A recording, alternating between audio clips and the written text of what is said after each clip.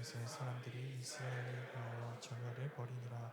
그들이 싸우다가 이스라엘이 블레셋 사람들 앞에서 패하여 그들에게 전쟁에서 죽임을 당한 군사가 4,000명 가량이라. 백성이 진영에서 돌아오매 이스라엘 장로들이 이르되 여호와께서 어찌하여 우리에게 오늘 블레셋 사람들 앞에 패하게 하셨는고 여호와의 언약궤를 실로에서 우리에게로 가져다가 우리 중에 있게 하여 그것으로 우리를 우리 원수들의 손에서 구원하게 하자 하니, 이에 백성이 실로에 사람을 보내어 그룹 사이에 계신 만군의 여호와의 언약궤를 거기서 가져왔고 엘리의 두 아들 홈리와 비느하스는 여호와의 언약궤에 함께 있었더라. 여호와의 언약궤가 진영에 들어올 때에 온 이스라엘이 큰 소리로 외치매 땅이 울린지라. 블레셋 사람이 그 외치는 소리를 듣고 이르되 히브리 진영에서 큰 소리로 외침은 어찌 됨이냐 하다가 여호와의 궤가 진영에 들어온 줄을 깨달은지라. 블레셋 사람이 두려워하여 이르되 신이 진영에 이르렀도다 하고 또 이르되 우리에게 화로다. 전날에는 이런 일이 없었도다. 우리에게 화로다. 누가 우리를 이 능한 신들의 손에서 건지리요.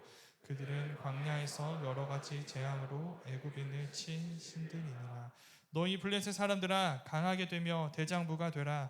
너희가 히브리 사람의 종이 되기를 그들이 너희의 종이 되었던 것 같이 되지 말고 대장부 같이 되어 싸우라 하고, 블레셋 사람을 쳤더니 이스라엘이 패하여 각기 장막으로 도망했고 살육이 심히 커서 이스라엘 보병에 엎드러진 자가 3만 명이었다. 함께 읽겠습니다. 하나님의 궤는 빼앗겼고 엘리의 두 아들 홈리와 비느하스는 죽임을 당하였더라. 아멘. 살아계신 하나님의 말씀입니다. 아멘. 네, 웨이브 커리큘럼을 좀 아는 청년들은 오늘 제가 설교인 걸 보고 좀 당황했을 겁니다. 저번에도 잠깐 얘기했지만 저는 넷째 주와 마지막 주 설교거든요. 오늘은 둘째 주인데 제가 여기 있죠. 이유가 있습니다. 올해부터 다섯째 주 예배는 조금 특별하고 새로운 형식으로 진행될 예정이에요. 그 내용을 갖고 저랑 목사님이랑 또 임원들이 열심히 고민하고 있습니다. 목사님 그걸 왜 지금 말씀하셨나요? 지난주에 알았으면 오늘 안 오고 다섯째 주에 왔을 텐데, 이렇게 한 청년들이 혹시 있을까봐 제가 두려워해서 용기를 내어서 말씀을 전하려고 합니다. 오늘도 주시는 은혜가 있을 거예요. 그러니까 다섯째 주 기대하면서 오늘도 좀 은혜 가운데 같이 나아갔으면 좋겠습니다. 지난주 말씀 기억해요, 여러분? 사무엘이 선지자 제사장으로 처음 하나님의 말씀을 받고 이제 부르심을 받는 내용이었죠. 그런데 그 말씀의 내용은 사실 사무엘에 대한 얘기가 아니었어요. 누구에 대한 얘기였을까요? 네, 엘리 제사장, 사무엘의 스승인 엘리 제사장 얘기였습니다. 하나님이 그 엘리 가문에 대한 심판의 말씀을 사무엘에게 주셨어요. 이것 자체가 앞으로 전개될 이야기가 어떻게 될지를 좀 보여줍니다. 하나님은 이제 엘리 가문을 끝내실 거예요. 그리고 사무엘을 통해 이스라엘을 구원하기 시작하실 겁니다. 오늘 말씀은 그 예언의 성취를 보여주는 말씀이에요. 그런데 그 전에 이 성취를 예고했던 지난주 말씀을 잠깐 좀 살펴보려고 합니다. 그냥 지나치기에는 좀 재밌는 장면들이 좀 있어요. 하나님이 사무엘을 부르시죠. 사무엘아. 이 말에 특징이 있습니다. 뭘까요? 사무엘아만 했는데 무슨 특징이 있겠어요? 이게 특징이에요. 하나님이 자기 정체를 밝히지 않으셨어요. 그렇죠. 그냥 사무엘을 부르셨을 뿐이에요. 그리고 그래서 사무엘이 이게 하나님의 목소리인 줄 몰랐어요. 엘리가 부른 줄 알고 엘리한테 달려가잖아요. 근데 생각해 보세요, 여러분. 하나님이 자신을 밝히지 않았다고 해서 이걸 엘리의 목소리라고 착각하기가 쉬울까요, 어려울까요? 어렵죠. 여러분 저랑 이슬기 목사님 알죠? 목소리 구별해요? 당연한 얘기죠. 당연히 구별할 수 있잖아요. 근데 여러분이 모른다고 해보세요. 저랑 이슬기 목사님을. 구별하기 어려워요? 뭐가 어려워요? 그냥 들으면 구별이 되지. 저는 약간 새드한데 이제 기쁘시잖아요, 저분은. 네. 그런 구분점이 있어요. 그러니까 충분히 구분할 수 있어요. 자, 같은 논리로 사무엘을 한번 볼게요. 자, 사무엘이 하루 중에 가장 많이 들었을 목소리는 엘리의 목소리예요. 더 나아가서 엄마 젖됐을 때부터 지금까지 평생 가장 오랜 시간 가장 친밀하게 들어왔을 목소리가 엘리의 목소리예요.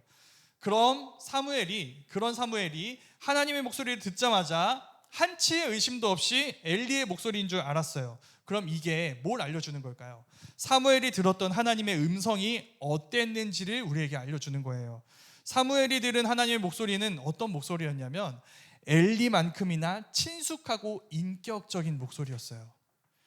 하나님은 이 어린 사무엘에게 그 목소리로 사무엘을 부르시기 위해 그가 누워있는 곳까지 낮아지시죠.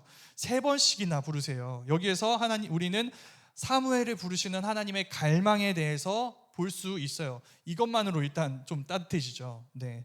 또 한 가지 의미가 있는데 이건 오늘 말씀과 관련이 있어요. 앞에서 얘기했죠. 사무엘을 부르시는 이 사건의 의미, 엘리 가문을 패하시고 사무엘을 통해 이스라엘을 변화시킬 것이다. 이걸 이루시는 방법이 방금 우리가 살펴본 이 장면이에요.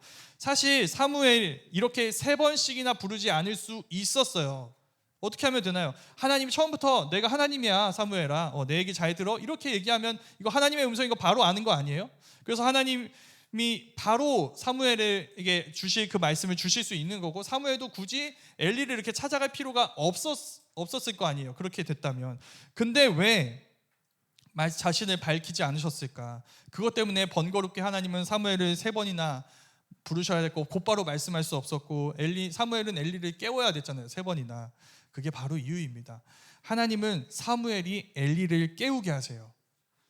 지금 이 여호와 하나님이 사무엘에게 말씀하려 하신다는 것을 엘리가 깨닫게 하세요. 엘리가 사무엘에게 이렇게 얘기하죠. 그거 여호와의 말씀이야. 돌아가서 그분이 다시 부르시면 이렇게 대답해라. 여호와여 말씀하옵소서, 주의 종이 듣겠나이다 라고 엘리가 얘기하죠. 엘리가. 이 과정이 없었다고 생각해 보세요. 하나님 곧바로 자기를 밝히셨어요. 그리고 말씀하셨어요. 엘리 가문에 대한 심판을 말씀하셨어요. 다음 날 어떻게 됐을까요? 2가지 중 하나죠. 첫 번째, 사무엘은 말하기를 주저했을 거예요. 내 스승 엘리 집안을 향한 심판 얘기잖아요. 어느 날 하나님이 여러분을 찾아와서 얘기해요. 내 김요셉 목사 망한다. 자, 여러분 저한테 전화할 거예요? 여러분 할 것 같아요. 근데 사무엘은 안 해. 사무엘은 아니지. 왜냐면 평생 같이 지냈잖아요. 평생 키웠는데, 엘리가 날 키웠는데 엘리한테 말하기가 쉽지 않죠. 그런데 그럼에도 불구하고 사무엘이 엘리한테 말을 했다고 해보세요. 엘리 선생님 망한답니다. 이렇게 얘기했다고 해보세요. 자, 엘리가 이거 어떻게 반응할까요? 안 믿을 수 있어요. 왜? 이거 사무엘의 말인지 하나님 말씀인지 증거가 없잖아요. 증거 없죠. 그러니까 이거 네 생각이지. 네가 나 뭐 잘못된 감정 있어. 뭐 이런 식으로 얘기하겠죠. 그런데 지금은 그렇지가 않아요. 왜? 사무엘이 들은 게 하나님의 음성이라고 알려준 사람이 누구예요? 엘리잖아요. 엘리가 가르쳐줬어요. 사무엘이 그 내용 말하기를 주저합니다. 그때 사무엘한테 엘리가 뭐라고 하냐면, 선지자들의 사명과 같아요. 너 들은 대로 말하지 않으면 너한테 저주가 내려질 거다라고 엘리가 말했어요. 엘리가. 이렇게 하나님은 엘리가 지금 사무엘이 하는 말이 하나님의 말씀이라는 것을 부정할 수 없는 환경을 세팅하신 거예요. 그리고 엘리의 입을 통해서 엘리를 향해 주시는 그 말씀을 듣지 않을 수 없게 만드셨어요. 사실 엘리가 이런 심판 얘기 듣는 거 처음이 아니에요. 그 전에도 하나님의 사람이 얘기한 적이 있습니다. 근데 엘리가 듣지 않았어요. 그 말씀대로 하지 않았어요. 그러자 하나님은 엘리의 입이 말한 것 때문에 엘리가 하나님의 말씀을 듣지 않을 수 없게 만들었던 거예요. 자, 이런 일은 지금도 우리에게도 일어납니다. 하나님은 우리가 얘기한 것 때문에 우리에게 주신 그 하나님의 말씀을 받아들일 수밖에 없게 만드세요. 개인적인 이야기 해본다면, 요즘은 제가 그렇지 않은데 제가 제 설교를 볼 때가 있습니다. 네, 얼굴 되게 두껍죠. 네, 어떻게 자기가 한 설교를 자기가 듣고 앉아있어? 뭐 연예인도 아니고 뭐 방송 모니터하는 건가, 막 그런 생각할 수 있죠. 저도 힘들어요. 슬퍼 보여서. 근데 그래도 듣는 이유는 간단합니다. 왜 듣냐면 여지를 남기지 않기 위해서예요. 자, 제가 한 말이죠. 그럼 누가 지켜야 돼요? 제가 지켜야죠. 제가 한 말이잖아요. 피할 수 없잖아요. 제가 한 얘기예요. 제가 한 얘기를 핑계댈 수 없게 제가 들어야 돼요. 그건 여러분도 마찬가지입니다. 여러분 순모임 할 때 나눔한 내용을, 여러분이 나눠준 내용을 여러분이 들으셔야 돼요. 여러분이 한 말이잖아요. 여러분이 나눈 내용이잖아요. 하나님 이런 분이야 라고 여러분이 얘기했잖아요. 그 말씀이 서로의 너에게 필요할 수 있어요. 그런데 나에게도 필요해요.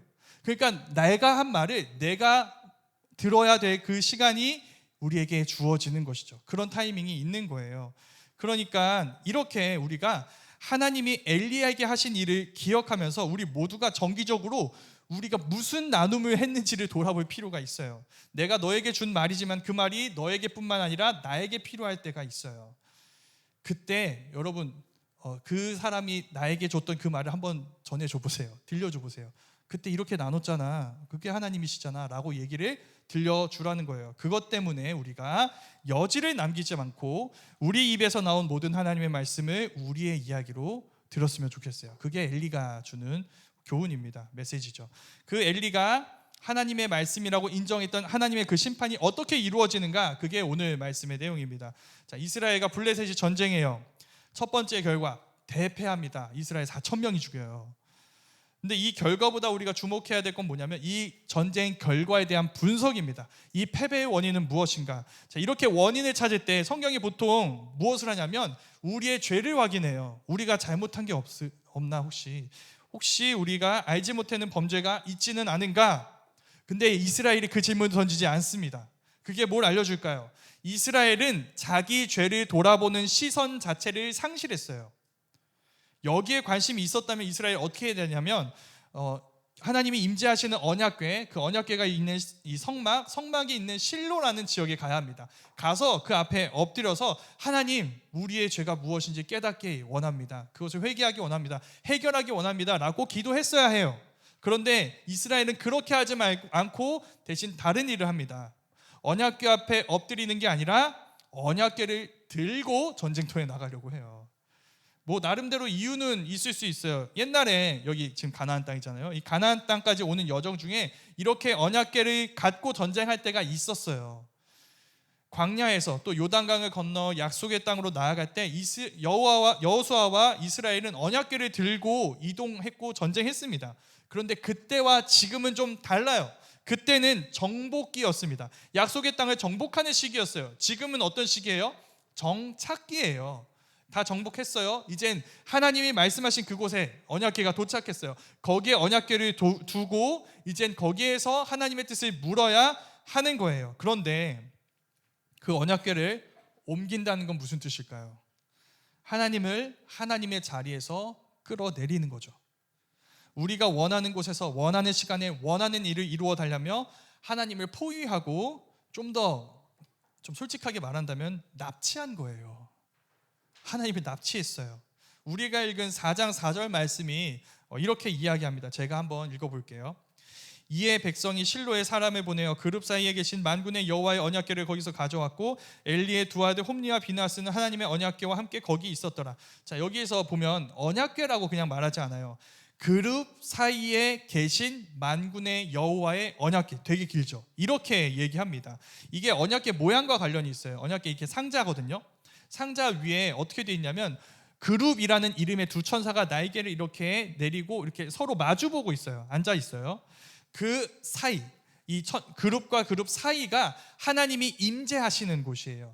그룹 사이에 계신 것처럼 우리의 임하소서, 이 찬양 있잖아요. 그 의미예요. 그룹 사이에 여기가 하나님 임재하시는 곳이에요. 여기를 시은소라고 부릅니다. 은혜의 자리라는 뜻이에요. 자, 거기가 이제 하나님 임재하시는 곳인데 이 언약궤가 있는 곳은 어디냐면 성막 중에서도 지성소입니다. 이것도 오늘 어려운 말이 많이 나오죠. 좀 설명을 해볼게요. 하나님이 이스라엘과 함께 하시는 집이 있어요. 함께 하시기 위해서 집을 이렇게 만드셨어요. 이걸 성막이라고 부릅니다. 성막은 간단해요. 어려워 보이지만 거룩한 천막이라는 뜻이에요. 성막, 거룩한 천막. 이 천막이 두 부분으로 되어져 있습니다. 성소와 지성소로 되어 있어요. 성소는 거룩한 장소라는 뜻이에요. 지성소는 무슨 뜻일까요? 지극히 거룩한 장소라는 뜻입니다. 그 지성소에 언약궤가 있었어요. 이 두 장소 모두 일반 이스라엘 백성들은 들어갈 수가 없습니다. 성소는 제사장만 들어갈 수 있어요. 그런데 지성소는 그냥 일반 제사장도 들어갈 수가 없습니다. 오직 대제사장만이 지성소에 들어갈 수 있는데 아무 때나 들어갈 수 있는 건 아니에요. 1년에 한 번 이스라엘 모든 백성들의 죄를 속죄하는 이 속죄 제사가 있어요. 대속죄일이라고 해요. 이때만 들어갈 수 있습니다. 굉장히 복잡하죠. 자, 이 모든 것들이 알려주는 의미가 무엇일까요? 아이러니하게도 성막은 하나님과 함께하는 장소인 동시에 우리가 하나님과 함께할 수 없다는 것을 알려줘요.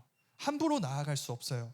하나님은 거룩하신 분이세요. 우리는 죄인이에요. 그래서 우리 함부로 하나님께 나아갈 수가 없어요. 그 긴 의미가 이 언약궤에는 담겨 있어요. 그리고 그룹 사이에 계신 만군의 여호와의 언약궤라는 말에 이 의미가 이 긴 표현에 담겨 있는 거예요. 근데 여러분 그 언약궤를 옮기겠대요.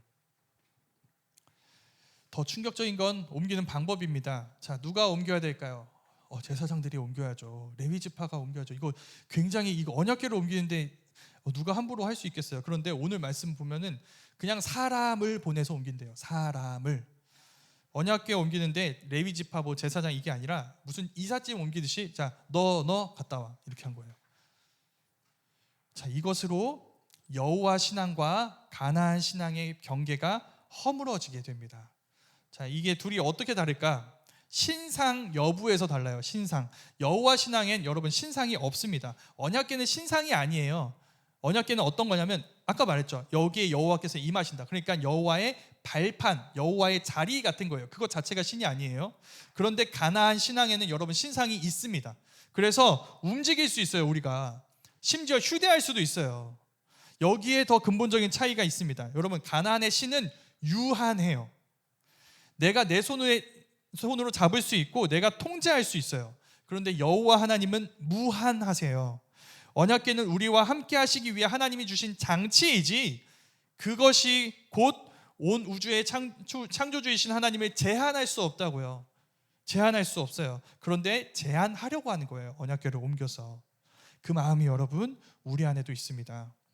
그래서 우리는 우리의 신앙이 여호와 신앙인지 가나안 신앙인지 분별해야 돼요. 우리의 하나님은 유한한가 무한한가? 우리는 하나님을 통제할 수 있는가 통제할 수 없는가? 우리는 하나님을 경외하는가 아니면 이용하는가? 문제는 이걸 분별하기가 굉장히 어렵다는 겁니다. 우리는 하나님을 찬양하는 모습으로 하나님을 이용할 수 있어요. 하나님을 높이는 이유가 뭐냐면 내 소원을 이루고 목표를 성취해 주실 분이기 때문에. 그러니까 내 욕심을 하나님께 투영하고 그 욕심을 찬양하는 거예요. 하나님을 찬양하는 것 같지만 이런 얘기 들을 때 여러분 솔직히 답답하죠. 네, 이런 거예요. 목사님 그럼 제가 하는 어떤 신앙생활도 마음 편히 할 수 없겠네요. 제가 제 욕심을 섬기는 우상 숭배가 될 수 있는 거잖아요. 그럼 찬양해야 하나요? 하지 말아야 되나요? 큐티 해야 하나요? 하지 말아야 되나요? 말씀 펼쳐서 읽어야 되나요? 아니면 닫아서 책장에 꽂아놔야 되나요? 자, 답변 드릴게요. 찬양하고 큐티하고 말씀 보세요. 근데 한 가지를 더 하시면 됩니다. 뭐냐면 여러분이 원하지 않는 상황 속에서도 그 신앙의 모습을 지키세요. 여러분이 기도한 대로 이루어지지 않을 때도 기도해 보세요. 이번만큼은 진짜 누가 봐도 즐겁지 않아요. 찬양할 수 없는 상황이에요. 그런 상황에서도 찬양해 보세요. 진짜 세게 실패해서 하나님을 향한 배신감이 막 몰려올 때도 여러분 말씀 앞에 한번 서보세요. 그게 여호와 신앙이에요. 이 모든 모습, 내가 원하지 않는 상황 속에서도 하나님 앞에 서는 이 모습은 이런 고백이 담겨 있습니다. 당신은 하나님이시고 난 아닙니다. 난 이 모든 상황을 이해할 수 없고 당신이 나와 함께 하시는 것을 전혀 느낄 수 없습니다. 그러나 난 당신을 여전히 신뢰할 것이며 당신을 여전히 예배할 것이며 여전히 당신이 가르쳐 주신 말씀대로 살 겁니다. 이게 여호와 신앙이에요.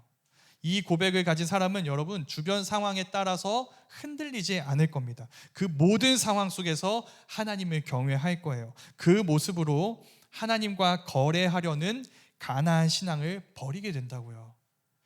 우리 신앙이 그 여호와 신앙이 되었으면 좋겠어요. 그렇지 않을 때 무슨 일이 일어나느냐? 오늘 말씀과 같은 일이 일어나게 됩니다. 앞에서 우리 이런 모습 봤어요. 이런 모습 봤습니다. 아무 사람이나 뽑아서 옮겼죠. 네, 언약궤 옮겼어요. 그 곁에 홈리와 비느하스가 있습니다. 자, 이 모습 언약궤 옆에 홈리와 비느하스가 있어요. 이걸 어떻게 해석해야 할까요? 그냥 겉에서만 본다면 여러분 지금 홈리와 비느하스가 굉장히 안전한 곳에 있구나. 왜? 언약궤 옆에 있으니까. 거기서는 뭐 험한 일이 안 일어날 거 아니야. 여호와의 언약궤 옆에 있는데 이렇게 생각할 수 있을 거예요. 그런데 우리는 그 둘이 어떤 인간인지 알아요. 우린 그들에게 어떤 심판이 있을지 사무엘 통해서 들었어요. 그래서 언약궤가 홈리와 비느하스와 함께 있는 건 홈리와 비느하스가 안전하다는 뜻이 아니라 언약궤가 위험하다는 뜻이에요. 근데 이스라엘 백성들은 그렇게 느끼지 않습니다. 이젠 블레셋과 이스라엘의 2차전이에요. 자, 시작했는데 이스라엘 백성들이 이 전쟁터에 언약궤 들어온 거 보고 함성을 지릅니다. 이게 뭐냐면 제사 의식이에요. 사실 하나님이 우리 가운데 임하셨을 때 우리가 보이는 반응이 함성인 거예요. 그러니까 제사 의식을 지금 행하고 있는 거예요. 그때 이 소리를 듣고 블레셋이 무슨 일이지 하다가 깨닫게 됩니다. 아, 언약궤가 들어왔다. 그리고 두려워해요. 저 언약궤의 신이 과거 광야에서 애굽인들 다 쳤었다. 우리도 그렇게 되는 거 아니야? 라고 생각합니다. 그런데 여기가 좀 특별해요. 갑자기 서로를 격려하기 시작해요. 우리 남자답게 한번 싸워보자. 이스라엘 우리 종이었어. 근데 우리 종이었던 애들의 종이 될 수는 없잖아. 그러니까 한번 힘내보자. 으쌰으쌰 하고 기세로 한번 싸워보는 거예요. 근데 기세라고 좋게 표현했지만 이거 기댈 데가 없으니까 이제 기세로 싸우는 거예요. 이가 없으니까 잇몸으로 싸우는 거예요. 대안이 없으니까, 기댈 데가 없으니까. 근데 이거 되게 특별한 말입니다. 왜냐하면 여러분 원래 여호와께서 등장하시잖아요. 그럼 이스라엘의 대적들은 그 마음이 두려움으로 가득 차게 되어 있어요. 그러니까 뭘 싸워보지도 않고 먼저 그 마음이 완전 두려움에 가득 차서 패배할 때가 있어요. 마음부터가 패배했어요. 근데 거기까지 가지 않죠. 싸워보자고 하잖아요. 힘을 내자고, 용기를 내보자고 하잖아요. 무슨 뜻일까요? 이 전쟁에 여호와가 없다는 뜻이죠. 그래서 우려하던 일이 일어납니다. 이스라엘은 지난번 전투보다 7.5배 대패예요. 지난번에 4,000명이었죠. 죽은 사람 3만 명이 죽어요. 그리고 우리의 예상대로 홈리와 비느하스는 죽고 하나님의 궤는 빼앗기게 됩니다. 우리는 어느 정도 예상했어요. 우리는. 근데 이스라엘은 전혀 예상하지 못했어요. 근데 사실 우리가 이스라엘이었어도 이건 예상할 수 없는 일이었어요. 언약궤예요. 언약궤. 하나님이 임재하시는 곳이라니까요. 아무리 이걸 우상처럼 했다고 해도 언약궤는 언약궤예요. 그룹 사이에 계신 만군의 여호와의 언약궤라고요. 이걸 빼앗겼어요. 이 충격으로 두 가지 일이 일어나게 됩니다. 먼저는 엘리예요. 자, 이 소식이 이스라엘에 전해지게 되겠죠. 한 베냐민 사람이 전해요. 근데 그냥 전하는 게 아니라 머리에 재를 뒤집어 쓰고 옷을 찢는 이 장례식 복장으로 달려가요. 그러니까 딱 보면 보이죠. 무슨 소식 전할지. 아, 망했구나. 아, 끝났구나. 이거 보일 거 아니에요. 그 사람이 그런 모습으로 와서 엘리의 동네에 도착합니다. 그래서 그가 전하는 소식을 들어요, 사람들이. 그래서 온 도시가 다 애곡하는 소리로 가득 차게 됩니다. 여기서 포인트가 뭐냐면 감각의 변화예요. 자, 맨 처음에 어떻게 보여줬어요? 이 상황을 시각으로 보여줬죠. 머리에 재를 뒤집어 썼다면서요. 옷을 찢었다면서요. 시각이죠. 그런데 갑자기 부르짖는 소리로 바뀌죠. 그렇죠. 왜 이렇게 바뀌는가? 왜 시각에서 청각으로 바뀌는가? 엘리 때문이에요. 여러분, 엘리는 지금 눈이 보이지 않는 상황입니다. 그러니까 눈이 먼 상태예요. 그래서 소리밖에 들리지 않는데 그 엘리의 입장에서 이 사건이 어떻게 엘리에게 전해졌는지를 보여주고 있는 거예요. 아무것도 보이지 않아요. 암흑 속이에요. 거기서 그는 이미 모든 걸 조금이나마 예상하고 있었어요. 왜? 이 소식이 들려오기 전부터 언약궤 때문에 떨고 있었습니다. 무슨 말일까요? 엘리는 이 언약궤를 함부로 옮기는 게 잘못이라는 것을 알아요. 근데 말리지 않았던 거예요. 무슨 일이 일어날 수 있겠구나. 홈리와 비느하스가 하는 일 보고도 알아요. 그거 잘못된 거. 근데 책망하지 않아요. 이게 엘리입니다. 그래서 여러분도 기억하세요. 여러분의 잘못을 보고도 책망하지 않는 사역자를 조심하세요. 그는 사무엘이 아니라 엘리입니다. 엘리의 입장에서 이 말씀을 보여주고 있기 때문에 우리도 그의 입장으로 들어가 봐야겠죠. 자, 아무것도 안 보여요. 아무것도 안 보여요. 모든 신경을 내 귀에 집중하고 있어요. 청각에 집중해서 나에게 들려올 소식들을 기다리고 있는데 갑자기 정막이 깨지면서 여기저기서 부르짖는 소리가 들리네. 아, 무슨 일이지? 하고 있을 때 그 머리에 재를 뒤집어 쓰고 옷을 찢은 베냐민 사람이 앞에 나타납니다. 근데 그 모습을 보진 못하죠. 그 모습은 엘리한테 보이는 모습이 아니에요. 그냥 그가 왔다는 것만 느껴질 뿐이에요. 불길한 마음으로 물어봅니다. 전쟁이 어떻게 되었냐고. 그가 대답합니다. 크게 패했습니다. 많이 죽었습니다. 당신의 두 아들 홈리와 비느하스도 죽었습니다. 그리고 마지막으로 하나님의 궤를 빼앗겼습니다. 자, 내 아들들이 죽었다는 소식까지는 아무 일도 일어나지 않아요. 근데 마지막에 하나님의 궤 이야기에서 엘리가 충격을 받습니다. 그래서 의자에 앉아 있었는데 몸을 움직이려고 했던 것 같아요. 그러다가 의자가 뒤로 넘어지고 엘리의 목이 땅에 부딪혀 부러져서 엘리가 죽게 됩니다. 정말 비참하죠. 자, 이것으로 엘리 집안의 두 번의 예언이 성취되어 엘리의 가문이 망한다. 엘리와 엘리의 두 아들 홈리와 비나스가 한시에 죽는다. 이 예언이 이루어지게 됩니다. 근데 여기서 죽음이 끝이 아니에요. 엘리의 두 아들 중에 비느하스 있죠. 비느하스의 아내가 임신한 상태였어요. 얼마 안 있어 이제 출산하게 될 거예요. 그런데 방금 일어난 이 모든 소식을 듣고 갑자기 출산을 하게 돼요. 갑자기 해산의 고통을 느끼게 됩니다. 그리고 죽어가요. 산파들이 안심시킵니다. 괜찮아, 아들 나오고 있어, 안심해 라고 하는데 어떠한 기쁨의 기색도 보이지 않고 그녀는 한마디를 남기고 죽습니다. 이 아이의 이름은 이가봇, 영광이 이스라엘로부터 떠났다 하고 죽어요. 자, 그녀는 이 아이가 엘리 가문이니까 제사장으로 자라나게 될 테니까 이 아이를 통해서 이스라엘이 회복될 수 있을 거라고 믿지 않아요. 왜? 언약궤가 없잖아요. 영광이 떠났어요. 우리가 돌아오게 할 수 없어요. 이건 우리 집안의 죽음이 아니라 이스라엘의 죽음과 같아요. 온통 죽음과 극복할 수 없는 절망뿐이죠. 자, 이젠 물어봐야 돼요. 뭘 물어봐야 되느냐? 여러분, 이런 상황에서도 이스라엘은 하나님의 백성인가요? 그게 무슨 의미가 있나요? 언약궤가 없는데. 여러분, 이 질문은 이때만 던져진 게 아니에요. 이로부터 500년이 지난 다음에 어떤 일이 일어나냐면 이스라엘이 망해요. 성전이 무너져요. 이스라엘이 다른 나라의 점령을 받고 어떤 일이 일어나냐면 여러분, 언약궤를 빼앗기는 게 아니라 언약궤가 파괴됩니다. 성전이 무너져 버려요. 예배 장소가 없는 거예요. 하나님과 만난 장소가 없어요. 약속의 땅에서 끌려가서 포로로 끌려가게 됩니다. 자, 다시 한번 물어볼게요. 이런 상황에서도 이스라엘은 하나님의 백성인가요? 그게 무슨 의미가 있나요? 여기에 성경이 답합니다. 네, 의미 있는 하나님의 백성이에요. 이스라엘 때문이 아니라 이스라엘의 하나님 때문입니다. 여러분, 언약궤가 블레셋 손에 들어갔어요. 어떤 일이 일어난지 아세요? 이 언약궤가 도착하는 곳들마다 블레셋의 재앙이 일어나요. 다 망하게 생겼어요. 블레셋이 이것 때문에. 그래서 블레셋이 여호와 하나님을 인정하게 되고 그들에 의해서 다시 언약궤가 이스라엘로 돌아오게 됩니다. 네, 여러분, 나라가 망했어요. 성전이 무너졌어요. 다른 나라로 끌려갔어요. 근데 그들이 70년이 지난 후에 다시 약속의 땅으로 돌아와요.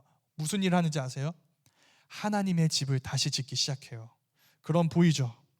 여러분, 하나님의 영광이 떠난 것 같은 그 순간에 무엇을 하고 계셨을까요?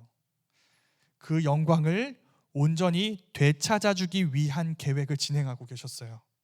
죄에 빠져 하나님을 외면했고 그리고 하나님을 잘못 알고 있었잖아요. 가나안 신앙으로 알고 있었잖아요. 그들이 하나님을 갈망하게 되는 거죠. 왜? 언약궤를 빼앗겼으니까. 그 하나님을 잘못 알고 있던 이들이 비로소 하나님을 온전하게 알게 됩니다. 아, 이렇게 하면 안 되는 거였어. 하나님은 그런 분이 아니었어 라는 것을 알게 되고 진정한 구원의 하나님을 경험하고 되찾게 해주시는 거죠. 하나님을 빼앗겼던 그 순간을 통하여. 그게 오늘 말씀의 제목에 대한 답입니다. 여러분, 오늘 말씀 언약궤를 빼앗긴 이유, 이게 제목이에요. 언약궤를 빼앗긴 이유가 뭘까요? 온전히 되찾아주기 위해서예요. 그 언약궤를 잃어버리게 한 엘리와 그거 갖고 오라고 했던 이스라엘 장로들과 같은 이스라엘 내부의 적을 끝내시기 위해서, 그들이 잘못 알고 있었던 온전한 구원을 그들에게 이루시기 위해서 하나님의 영광이 그들을 떠났던 거예요. 그 영광을 온전히 되찾아주기 위해서. 그게 우리가 아는 복음입니다. 여러분, 언약궤가 전쟁터에 들어올 때 이스라엘 백성들 어떻게 했어요? 환호했죠. 아, 이제 이겼다. 이제 우리가 이길 것이다. 그것처럼 여러분, 예수님이 예루살렘 입성하셨을 때 예루살렘 주민들은 마치 전쟁에서 승리한 왕이 돌아온 것처럼 환영하면서 종려나무 가지를 들고 환호성을 질렀습니다. 아, 이제 됐다. 이제 우리의 뜻이 이루어질 것이다. 예수님이 우리의 왕이 되셔서 저 로마 황제의 세상을 끝내고 로마한테 빼앗긴 우리 이스라엘의 영광을 되찾아줄 것이다 라고 믿고 그 예수님께 환호했어요. 그리고 일주일이 채 못 돼서 무슨 일이 일어나면 그들은 그 함성 소리만큼이나 큰 소리로 예수님을 십자가에 못 박으라고 외칩니다. 왜 그랬을까요? 그들의 함성은 예수님을 향한 환호가 아니었어요. 예수님께 투영한 자기 탐욕을 향한 환호였어요. 그런데 예수님이 내가 원하는 세상을 만들어줄 왕이 아니라는 것을 알게 되자 어떻게 하는 거예요? 배신감을 느끼죠. 그래서 그를 가차없이 그 저주의 자리로 보내버려요. 여러분, 그게 우리입니다. 그가 하나님의 아들이어도 상관없어요. 내가 원하는 것을 들어주지 않는다면, 내 욕망을 이루어주지 않는다면 필요 없습니다. 그래서 저 십자가로 보내는 거예요. 그래서 영광이 이스라엘을 떠납니다. 예수님이 십자가에서 숨을 거두시고 무덤 속에 들어가세요. 그런데 그 예수님이 부활하세요. 그 예수님의 죽음과 부활을 통해 예수님은 무슨 일을 하시냐면, 우리가 하나님을 원하지 않는 그 우리의 죄, 하나님과 우리 사이를 가로막고 있었던 그 모든 벽과 장애물을 허무시고 우리에게 하나님 나라를 되찾아 주시는 진짜 승리하신 왕이 되어주시는 거예요. 하나님을 잃어버린 모든 죄인들은 그 예수님 안에서 진짜 그분이 왕이라는 것을, 하나님 나라를 주시는 왕이라는 것을 알게 됩니다. 그분이 우리의 죄를 해결하시고 하나님을 우리에게 온전히 되찾게 해주세요. 여러분 보이세요? 예수님이 죽으심으로 영광이 이스라엘을, 우리 모두를 떠난 것 같은 순간에 하나님은 그분의 영광과 임재를 우리의 것이 되게 해주시는 부활을 이룰 준비를 하고 계신다는 거예요. 그래서 여러분, 결론입니다. 앞에서 이렇게 이야기했죠. 내 마음처럼 일이 진행되지 않을 때, 내 일에 실패해서 절망이 찾아올 때 여러분, 언약궤를 움직이시지 마시고 하나님을 납치하지 마시고 그 하나님 앞으로 나아가세요. 하나님 앞에 엎드려서 여전히 여러분이 보였던 그 신앙의 모습을 지켜보세요. 힘들 겁니다. 그래서 그렇지 못한 순간들이 올 거고, 그것 때문에 절망하게 될 거예요. 그 순간 더 이상 하나님이 느껴지지 않는 그런 순간이 올 수도 있어요. 할 말이 없죠. 내가 잘못한 거잖아요. 내가 잘못했잖아요. 나 때문에 이가봇, 영광이 이스라엘을 떠났다고 말할 수밖에 없는 순간이에요. 여러분, 근데 기억하세요. 하나님은 여러분이 그때 뭘 하고 계시냐면, 여러분이 온전히 하나님을 되찾게 하실 계획을 진행하고 계세요. 하나님이 느껴지지 않는 그 순간에 그 복음을 믿는다면 우리는 그 상실의 자리에서 하나님을 되찾게 되고, 마침내 십자가를 앞두고 예수님이 기도하셨던 것처럼 내가 원하는 것이 이루어지게 되는 것을 구하는 게 아니라 하나님이 원하시는 것이 내게 이루어지게 해달라고 기도할 수 있을 겁니다. 여러분, 그러니까 예수님께 나아가세요. 거기서 예수님이 보여주신 하나님 신뢰를 회복하세요. 영광이 떠난 것 같은 순간에도 여전히 더 큰 구원을 우리에게 주시는 하나님을 노래하고, 여전히 예배하고, 여전히 신앙하고, 영광이 떠난 것 같은 이스라엘을 향해 영광의 하나님을 보여주시는 그 하나님을 경험하는 우리 모두가 될 수 있기를 원합니다. 그래서 모두가 영광이 이스라엘을 떠났다고 말할 때 우리와 함께 계시는 하나님의 영광을, 예수님과 함께하는 그 모습으로 우리 그 영광이 떠난 것 같은 이스라엘 향해 보여주고 증명하고 그 하나님을 그 자리에서 높이는 우리 모두가 될 수 있기를 간절히 소망합니다. 우리 이 시간 기도하겠습니다. 우리의 입술로 우리에게 하나님의 말씀을 이야기하게 해달라고, 하나님을 통제하는 신앙, 하나님과 거래하는 가나안 신앙이 아니라 실패와 절망의 순간에도 하나님을 신뢰하는 여호와 신앙을 회복하게 해달라고, 예수님의 십자가와 부활이라는 복음을 기억하며 영광이 이스라엘을 떠난 것 같은 세상 속에서 여전히 우리는 하나님을 신뢰함으로 살아계신 하나님의 영광을 보여주는 자들이 되게 해달라고, 우리 이 시간 말씀을 기억하며 함께 기도하겠습니다.